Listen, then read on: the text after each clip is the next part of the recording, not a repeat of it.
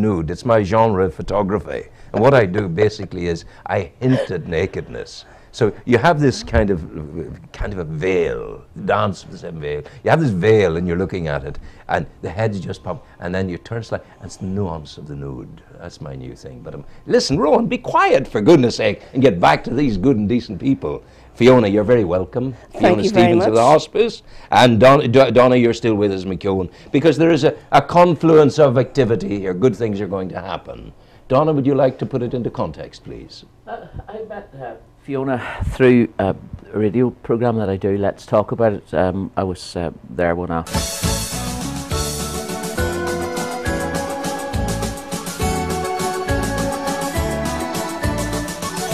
About the full nude. I'm actually exquisite as the full nude, as they say. We've been talking about, I've been talking about the nuance of nude. It's my genre of photography. And what I do basically is I hint at nakedness. So you have this kind of a veil, dance with the same veil. You have this veil and you're looking at it and the heads just pop and then you turn slightly and it's the nuance of the nude. That's my new thing. But listen, Rowan, be quiet for goodness sake and get back to these good and decent people. Fiona, you're very welcome. Thank you very much. Of the hospice. And Donagh, you're still with us, Mckeown, because there is a confluence of activity here. Good things are going to happen. Donagh, would you like to put it into context, please? I met Fiona through a radio programme that I do, Let's Talk About It. I was there one afternoon and she happened to be a guest in the next programme, so I invited her onto mine. Yeah. We got talking and I said, oh, I'd love to do something. I'd love to take part in your walk, your Spanish walk. Yeah. And we did, and we helped through the good offices of your FM, the radio station. We managed to raise some funds for that. I went on that, and I came back from it and thought, oh, I'd like to do some more. Fiona and the hospice regularly have the women's lunch, or ladies' luncheon. Ladies' luncheon. And I went to Fiona shortly after and said, Fiona, I'd love to, I think there's scope for a businessman's lunch or a business person's lunch. Fiona said, oh, yes, I was thinking that too. So Fiona had been thinking along the same lines, and we put our heads together, banged them, and once the soreness ended, we said, well, yes, let's go for this. So and it's on the 26th of September. Thursday the 26th of September. Which you see is perfect because it's the starter for the Newry Christmas charity lunch. It's further down the road. Yes. And it's one's complementing the other because the ethos for a caring lunch already exists in Newry. And now you're coming with this in September time. What a lovely way to leave September and to greet October. Isn't it, if you think about it? It is, and we have a fantastic guest speaker. We have Jim Eastwood, who was on The Apprentice.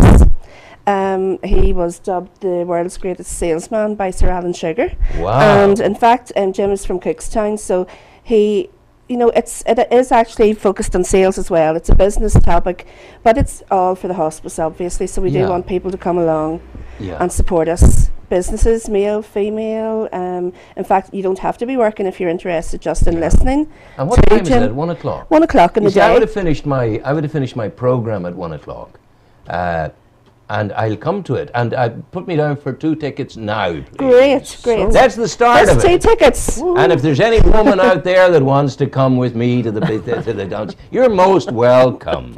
You're a man about business yourself, then. Well, we'll not ask which. No, I jest because I'm the most wonderful. I'm blessed because my wife, who had a great deal of wisdom, divorced me after 50 years of marriage. You see, 45 years of marriage. And that was all fine, but because I am that innately wonderful as a human being, attractive with it, we're now the very best of friends again. It's an extraordinary circumstance. So she'll be coming with me that day, and that'll be very jolly. Wonderful. Lovely. Wonderful. But it's hospice continues to go from strength to strength, really, because you need to go from strength to strength. The weight is on your shoulders all the time. You must raise the money. We must. We have a constant target. It's an increasingly difficult fundraising environment. Certainly, there is not as much money around. I'm sure we can all vouch for that. But we still need to have the care for the patients who need the hospice. So it's very, very important. But Fiona, what do you think of this one, Donagh? We hospice is our health, is our end of life care. It's our palliative time. We need it. Why can't we do an extraordinary thing? Well, I think it's time to do extraordinary things. You're talking to ministers. This is part of the conversation of Let's Talk About It. How we look about the whole health structure and how we look to serving those who need. Society and the health society and structures are built on the fix-it model. They're also built on we've a limited amount of funds. They're in the belief, and that's what's been given to them, the limited amount of funds. It's time to challenge the whole idea of what health is and how we should support it, and supporting it from above. If we have health ministers who have budgets, that we increase that budget overall, and that we structure it around looking after people, all the needs of the people, instead of people like myself, like Fiona, having to go out, and it's a job for Fiona, and it's an important job that she does, that she has to go and raise the funds. At the moment, elsewhere. we need you in that job, because Absolutely. you are productive. You are a most fertile human being in raising the money. You bring it in. Without you, we don't get the millions. Thank you so much. And it's important to do that. And that's see, I think it's just a silliness in my head that we do talk about it, but why not? Why don't we have a personal health, my health tax that I agree to sign up? This is an idea. A banker's order for the year ahead that I will sign up to £20 a month, which isn't a lot, as my personal hospice tax, and that it's not a charity. But I value what you do. I want to give you that £20 a month as my hospice tax. And we use your good offices to promulgate that in the community. That's the thing. Let's talk. We can talk about that. The little I know about other health services around the world, I look to the example of Sweden. And Sweden pay higher taxes than we do, but they look after every aspect of health. They really look after it so that people don't have to go out and fundraise for what should be a basic right. And it's getting the politicians to realise you're not dealing with finite amounts of money, you're dealing with the well-being of the people. Now, you mentioned politicians, that brings me to my next piece. Let's remind the people again, it's happening at the Canal Court Hotel, Thursday the 26th of September. I have bought 2 tickets. Have you any other tickets sold? You're the first one. I'm the first. I've got 2 tickets. So emulate Rowan with your kindness and your goodness. And yes, we'll all please. Well, let's point people towards where they can buy them. They can buy them from the hospice. Hospice, where else? They can buy them from through my Facebook page, and we'll be setting up... and your Facebook page is what? Donagh Mckeown. D-O-N? A-G-H. Donagh Mckeown, M-C-K-E-O-W-N.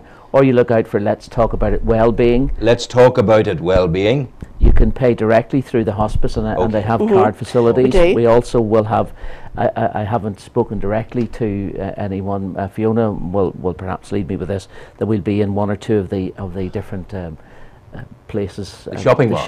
Yeah, of course we will. But listen, this isn't a finish. We're going to return to this, because we're taking this as a project with you, if we may. Thank you we very want to make this go. Now, if I had known about this yesterday at 4 o'clock, I had a Minister of Government in here, sitting where you're sitting, Stephen Farry, who's the Minister for Employment and Learning. And Stephen came in, we talked, and we kind of touched on this.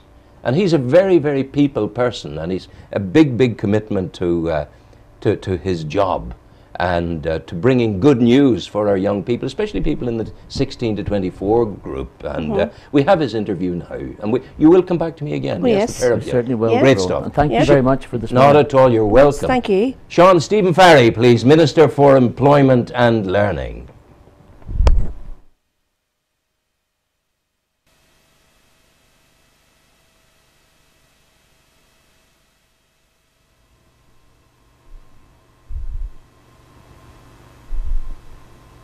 Stephen, you're very welcome. How are you? Thank you very much. Good to see you. Thank you for coming.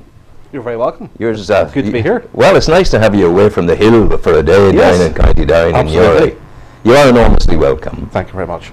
Because when you come to places like this, you bring hope to a pivotal group of young people, 16 to 24. Yes. If you lose them to the employment factory, you've lost them forever. Yes. Well, absolutely. I mean, the future of Northern Ireland lies with our people and the skills that they bring. Leaving aside the debate over fracking at present. I hope the fracking, I hope the earthquake and what's that place? Blackpool. Yes. Wasn't caused by fracking. Certainly not this time round. But leaving aside leave the side fracking. The people in Northern Ireland is our main natural resource. That is the basis on which we will be competing in the world. And it's important that we really keep our young people within Northern Ireland, that we invest in them, we invest in their skills, give them a stake in society, provide them with the opportunities to have a good income, to invest in their own futures, to support their families, their careers, and in doing so then to create a vibrant economy within Northern Ireland. Well, that means we have to do a whole host of things and to invest in people. Right through from bringing people into the labour market, so ensuring that people either go into education training or indeed straight into employment. What kind of people are you working with? What's the calibre of the pot of people that's out there? Well, we work with people right across the entire spectrum in Northern Ireland. Now, if we look in terms of our skills profile, historically we would have had a situation where we've had a lot of people with either low or no skills. By contrast, we know that to compete in the world, we need to have many, many more people with higher level skills. Now, it's important to make the point that higher level skills doesn't automatically mean people going to university and getting degrees. There are different ways of getting higher level skills. I mean, for example, there are a lot of broken hearts out there at the moment over university. Yeah, and it's important that people don't despair and appreciate there's a range of different opportunities and a range of different pathways out there. I mean, for example, I'm just visiting Norbrook Laboratories today, and we're launching a new apprenticeship program for them. In due course, we're going to be expanding that towards higher level apprenticeships, which will be a degree equivalent, but rather than going to university, actually learning on the job. You see, Norbrook told us here not so very many weeks ago exactly what you're saying, that if a person, there was a perception that you had to have a degree to be a graduate to get into Norbrook. Yes. But they said, come to us and bring us your skills, whatever they are. Yes. And we will train you in our ways. Yes. Yes. The reality is we need people coming through a range of different pathways. There will be jobs for which a degree is a prerequisite. There are other types of jobs for which a degree is one pathway into it. Equally, working and learning on the job is an alternative pathway into that, and we need to ensure that we're working on all of those pathways and encouraging young people to consider the range of different options. There might be a kind of a parental mindset against apprenticeships. It reaches back into our industrial past. Yes, it does. I mean, there's a mindset that it's someone banging a piece of metal in the shipyard, for example, or working on a building site. Apprenticeships already exist in a whole range of different types of areas, for example, social care, hairdressing, through to ICT. We want to expand that even further. We want to move the apprenticeship model up the skills ladder towards higher levels. So when you say you're supporting someone like Norbrook in the apprenticeship initiative, you're giving them money to help them. Well, there is a scheme where we would be giving a degree of support to companies, and we are supported in that through the European Union as well. So also important. You're bringing in cash to them. Yes, there's cash, there's support from government. There's also a key role for employers themselves in driving what apprenticeships actually mean, and ultimately they're paying the wages of a young person. We'll support them with the training and provide the costs of that. But the companies themselves are employing these young people as employees from day one, but also supporting their training. So it's a good way of people to know that they're actually investing in a set